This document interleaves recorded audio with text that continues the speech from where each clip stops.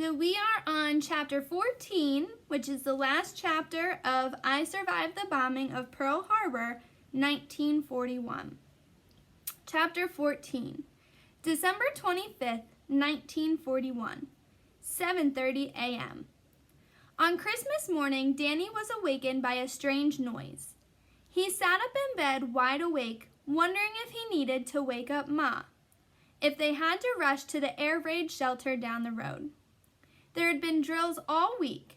Everyone knew where they were supposed to go if the Japanese attacked. Danny peeked around the blackout curtains on his window. Every house had to have these curtains.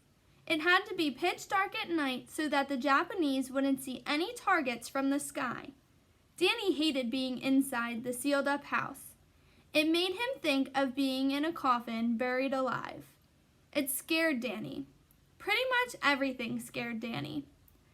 You'd have to be crazy not to be scared with what was happening in the world, with America at war with both Japan and Germany now.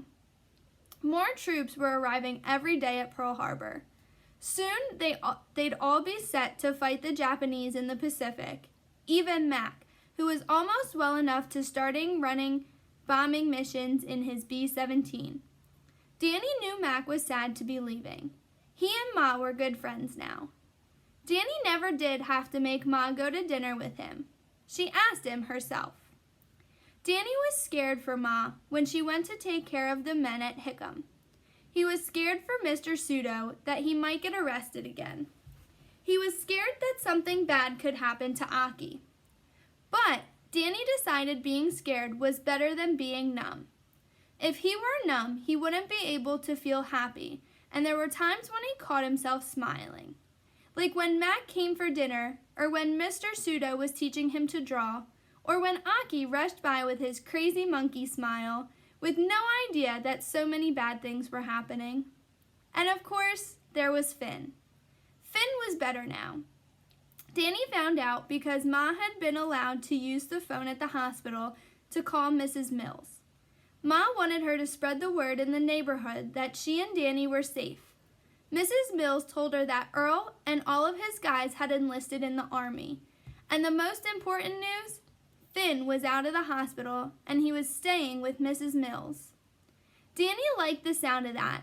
He was writing Finn a long letter about what had happened to him during the attack.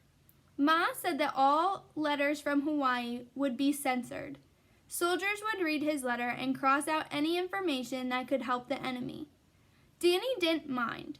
He'd even asked Mr. Pseudo to draw a picture of Aki for him to send. Mr. Pseudo said that instead he would help Danny draw the picture. It was almost done. It wasn't very good, but it didn't stink too bad. Danny put his head back down on the pillow. At least the morning birds had come back. He liked to listen to them sing. But then there was a strange sound again, the sound that had woken him up. It sounded like a baby whimpering. Was Aki out there? He hadn't wandered since his father came home, but Danny wanted to make sure. He threw on some clothes and went outside to the yard.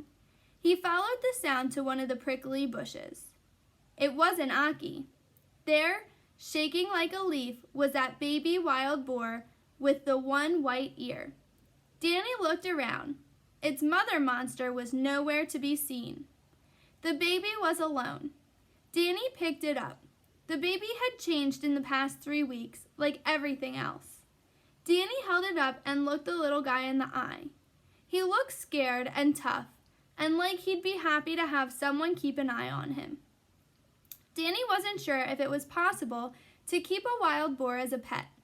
In fact, he was pretty sure it was a very bad idea. But at that moment, Danny decided not to think about it or anything else, as he headed up the hill to the Pseudos with the baby resting happily in his arms.